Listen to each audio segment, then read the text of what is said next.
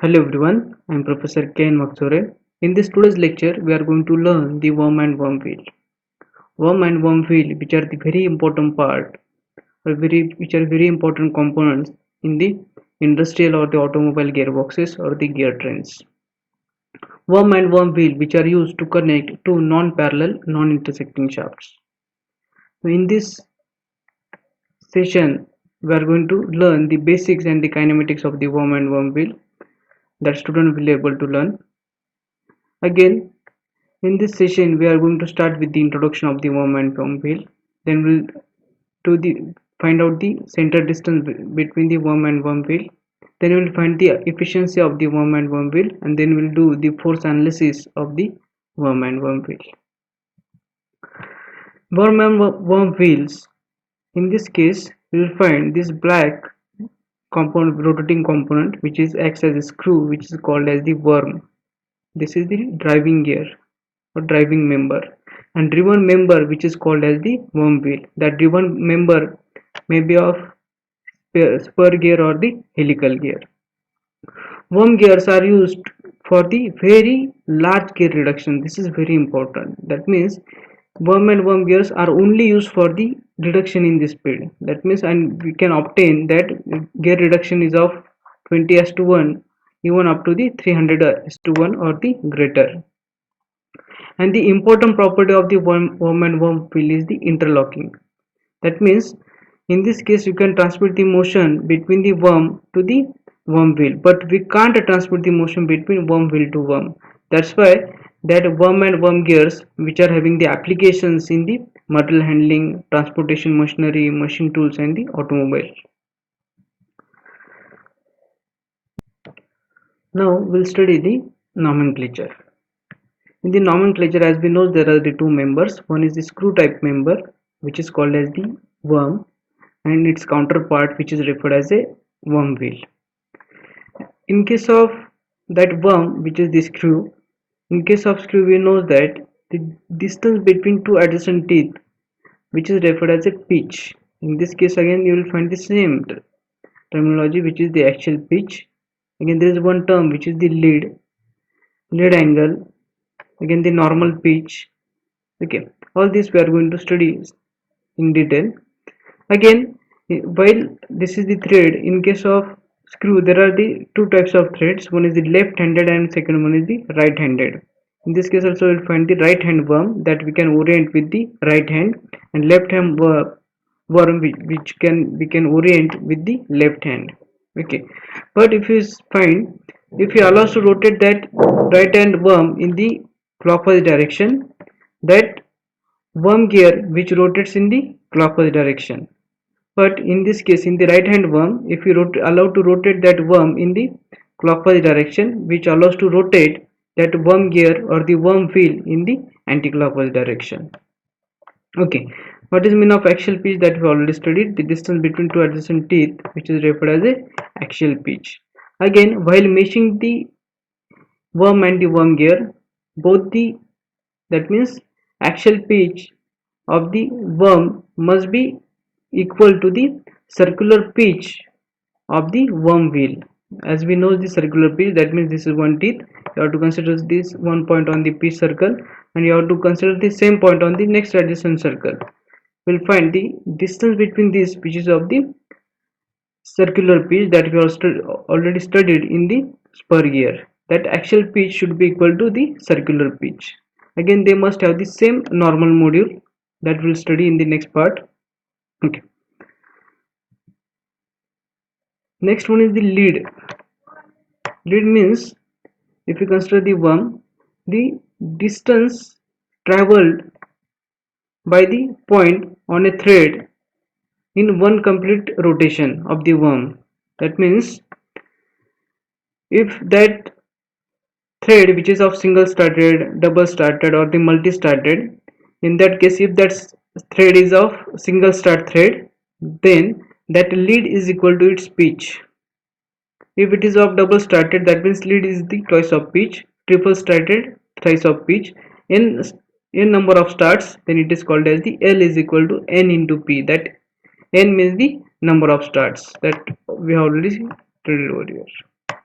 Okay, that means in this case when we allow to rotate, and if you consider this point over here, and if you allow to rotate this worm through a complete one rotation, the distance traveled by that point, which is referred as a lead. Now if it is of the single start, that means it from this point to this point it moves this, and this distance is again the pitch. If it is of double start, that double start means suppose it is started over here, then that means it completes the rotation up to this one complete rotation. When it come, that one completes the 360 degrees of rotation, and in this case that lead is equal to 2 times of axial pitch. Now in this case just consider this is the start.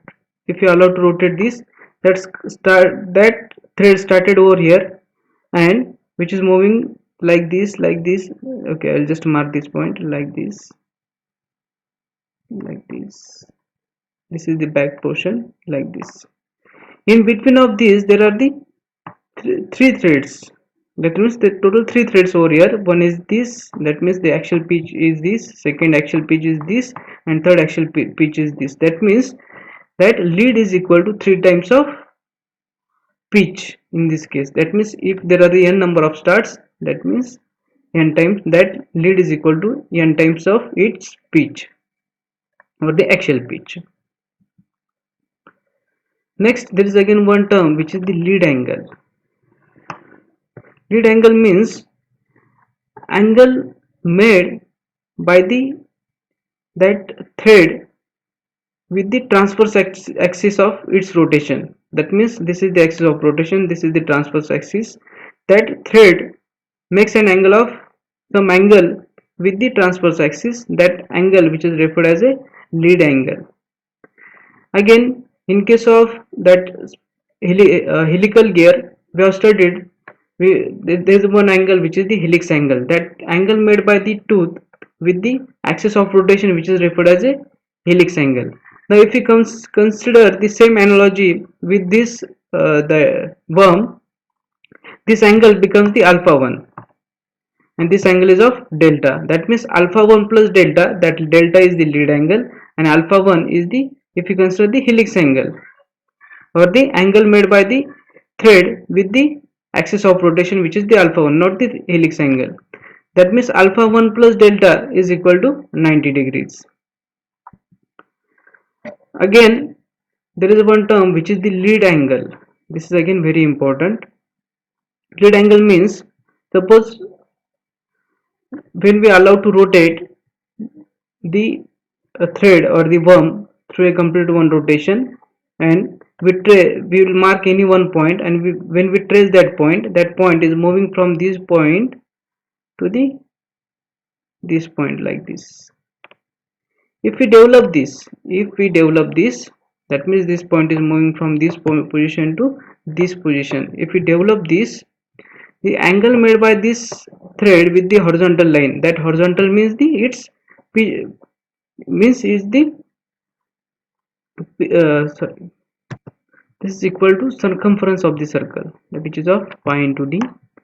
Again this vertical distance traveled, this distance is of the L. Okay, we have to just develop this. Now this delta, that delta is equal to, okay, this is the opposite side and this is the adjacent side. Opposite, then that means tan delta is equal to L upon pi d. That means delta is equal to tan inverse of L upon pi d. Now we are going to study the velocity ratio. In the velocity ratio, we are find out the velocity ratio of the velocity of driving gear to the velocity of the driven gear, or any condition that we can take. Now just try to understand in this case what analogy that we are going to consider. We are going to allow to rotate this driving gear through one complete rotation, that means 360 degrees. At the end of this its complete rotation, how much is the angle displaced by the driving member, or means the worm wheel, that we are going to measure, and we are going to find out their ratio, which is the velocity ratio. This is the driving member and this is the driven member. Okay. Angle turned by the worm gear, which is of theta 2 in one complete rotation of the worm.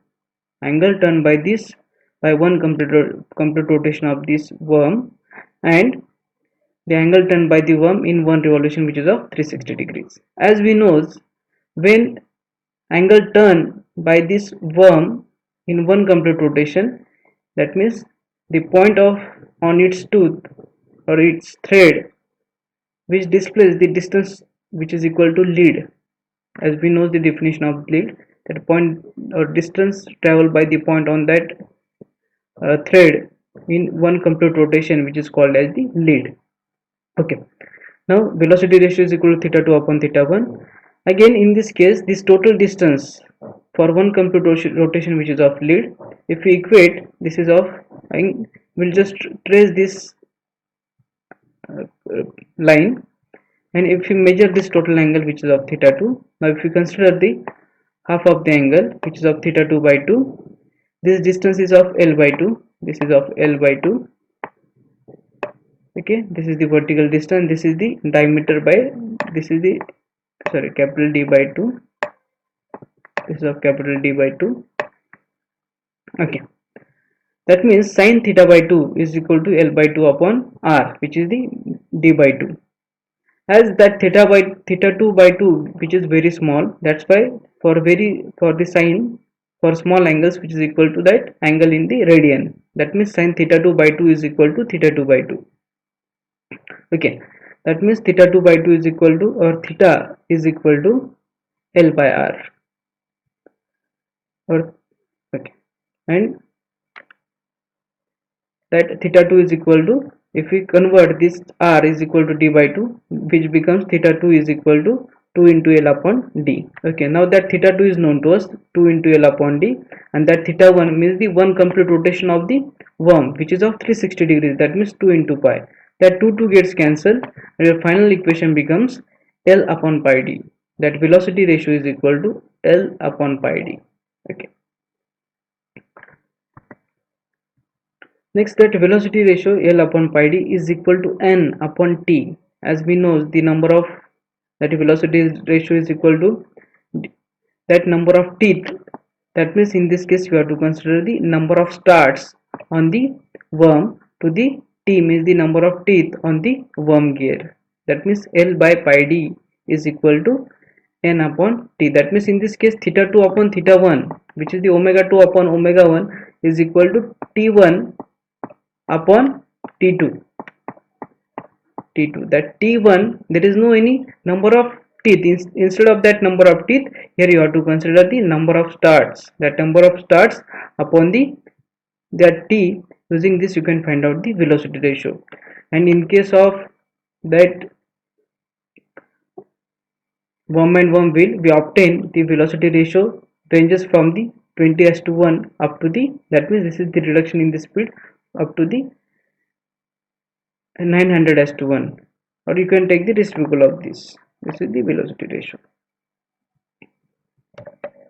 Now we'll consider the notations to find out the center distance. Alpha 1 is the helix angle. This is not the helix angle, this is the angle made by the thread with the axis of rotation of the worm. Alpha 2 is the helix angle of the gear. That shaft angle is equal to alpha 1 plus alpha 2. Delta is the lead angle. Omega 1 is the angular velocity of the worm. Omega 2 is the angular velocity of the gear. Mt1, Mt2, which are the transverse module. Mn, which is the normal module. P is the axial pitch. P2, which is the transverse pitch, or the circular pitch. In this case, we are just assume that gear may be the spur gear or the helical gear. That's why we are given this notation Mt1, Mt2, and phi is the pressure angle. Phi is the friction angle, n is the number of starts, L is the lead, mu is the coefficient of friction, and that friction angle is equal to tan inverse of mu. Now we are going to find out the center distance. Center distance is equal to radius of this, I will just mark that point, radius of this plus radius of this, which is the total center distance, which is the d by 2 plus capital D by 2. Mt1, which is the, as we have studied the spiral gear, though both the gears may have the different transfer module, but they must have the same. This is the 2 actually. They must have the same normal module.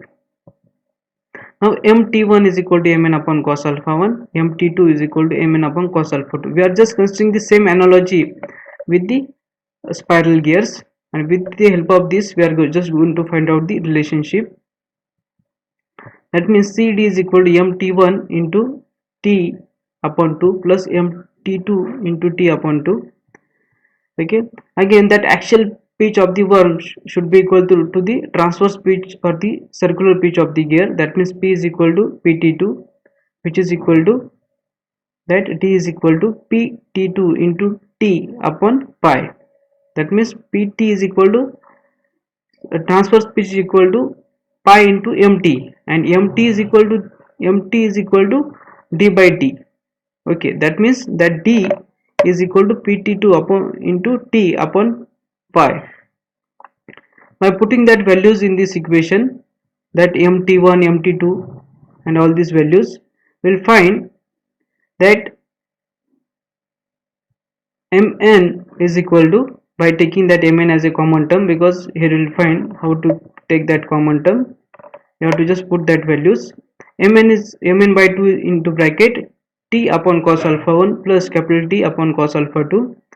Okay, now by taking that t as a common term, here it becomes the t by small t, which is the gear ratio that we already studied, and that cd is equal to that center distance mn into t.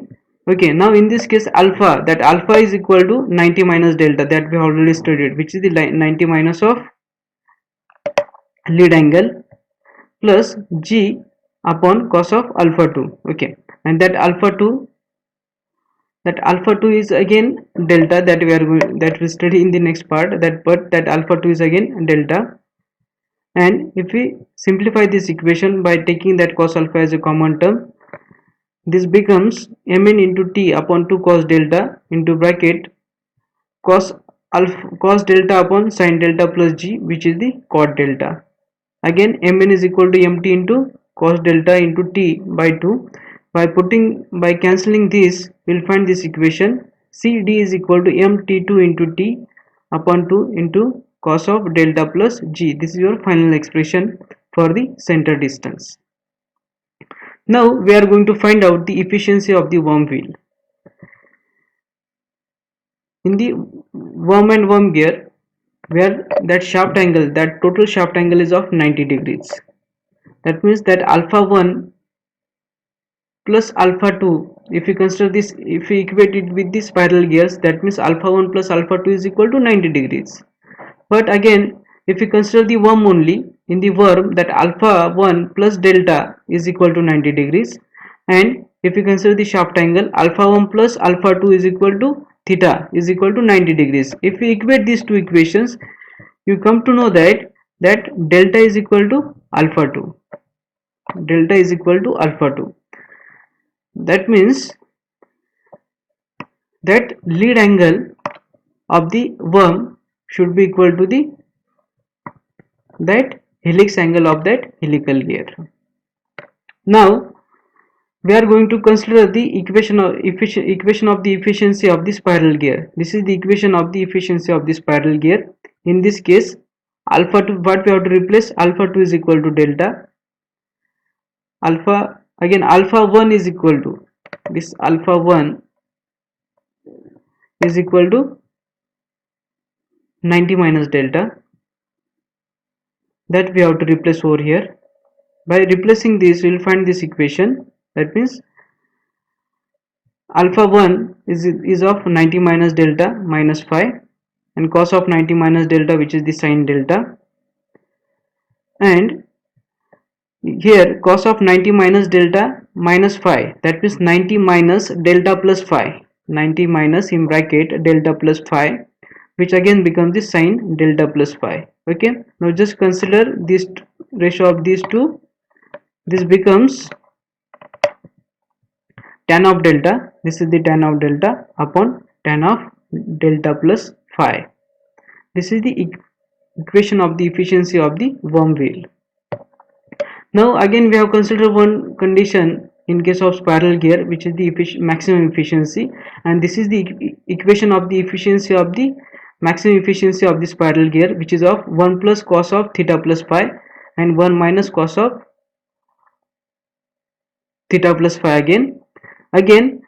In this case, in case of, if we equate that spiral gear with the worm and worm wheel, in that case that theta is of 90 degrees. That means this equation becomes 1 plus cos of 90 plus phi, which becomes the minus sin phi, and cos of 90 plus phi, which is again the minus sin phi. That minus minus becomes plus. That means maximum efficiency is equal to 1 minus sin phi upon 1 plus sin phi. This is the equation of maximum efficiency. Again here we have considered this that means condition for the maximum efficiency, and these two are the equation for the condition for the maximum efficiency, that alpha 1 should be the theta plus phi by 2 and alpha 2 is equal to theta minus phi by 2. Here that theta is equal to 90 degrees. That means alpha 1 should be the theta plus, that means 90 plus phi by 2, and alpha 2 should be the 90 minus phi by 2 to get the maximum efficiency. This is the equation of the efficiency, maximum efficiency of the worm and worm wheel, which is the 1 minus sin phi upon 1 plus sin phi, and this is the equation of the spiral gear. Here we have to just change, put theta is equal to 90 degrees, we will find this equation. In previous equation, in this equation you have to just put alpha 2 is equal to delta and alpha 1 is equal to 90 minus delta. You will get the equation of the efficiency of the worm and worm wheel. Now here we will study the force analysis. There are the three type of force acting in case of gears. One is the radial force, second one is the axial force, which is called as the thrust, and third one is the tangential force, which is responsible to transmit the motion or the power. Now just consider the worm. In this case you will find this is the tangential force, that radial force which is towards the center, which is the radial force, and axial force which is along the axis of rotation. Okay, these are the three forces. In case of worm, that tangential force which is tangent to the pitch circle, radial force which is toward the center, and axial force which is the along the axis of rotation. Okay, now just by looking this, if we equate this equation, here we will find that tangential force which is just parallel to the axial force, radial force which is again parallel to the radial force, again this axial force of the worm which is equal to the tangential force of the worm wheel. Again we have to consider the same. Again suppose we want to find out the all the forces, that total power will be given to you, power and its velocity is known to us. From this we can find out the tangential force acting on the driving gear, and if you get this you can find out the all the remaining forces acting on the worm and worm wheel. In this way we have started with the introduction, then we learn the nomenclature, then we find out the center distance, next we have find out the efficiency and the maximum efficiency, and here we have studied the force analysis. And using this whole concept or using this session, that student will use this knowledge for while designing the gearboxes or the gear trains for the industrial and the automobile applications. I'll again repeat you that worm and worm wheel, which are very important. Few things that I will again repeat, that in case of worm and worm wheel we can transmit the motion from the worm to worm wheel. We can't transmit the motion from the worm wheel to worm, and because of its added advantage we can use this worm and worm wheel in the lifting applications. That means in case of lifts we'll find the application of, you'll find at that location that worm and worm wheel which are connected to the that motor. Again that overhead cranes will find the application of the worm and worm wheel. Again while meshing the two worm and worm wheel, they must have the same normal module, and their axial pitch of the worm should be equal to the circular pitch or the transverse pitch of the that worm gear. And again in case of efficiency, that worm and worm wheel which are just that equivalent to the spiral gear, if you make the angle of spiral gear is equal to 90, that shaft angle is equal to 90 degrees, then it, which is again equivalent to the worm and worm wheel. Here you have to just that shaft angle theta is equal to 90 degrees. Again in case of worm and worm wheel, if we equate that worm with the helical gear, that shaft angle, sorry, that helix angle of the, that if we consider with the helical gear, that alpha 1 which is the helix angle is equal to 90 minus delta, that delta which is the lead angle, and that driven gear which is the worm wheel which is already having some helix angle, or which may be the spur gear, we have to just equate that. You can put the alpha 2 is equal to 0 also in that case. Again that alpha 2 is equal to delta and alpha 1 is equal to 90 minus delta, that values you have to put in the equation of the efficiency of the spiral gear. You can find out the efficiency of the worm and worm wheel. Again if you put theta is equal to 90 degrees in the equation of the efficiency of the maximum efficiency of the spiral gear, you can find out the efficiency of the worm and worm wheel. Again we have studied the that force analysis. Again one part is missing, which is that number of starts or the gear, that velocity ratio, that velocity ratio for the worm and worm wheel which is of the n. N means the number of starts on the worm to the T which is the number of teeth on the worm wheel. In this way we are going to finish over here. Thank you for patient listening. Thank you very much.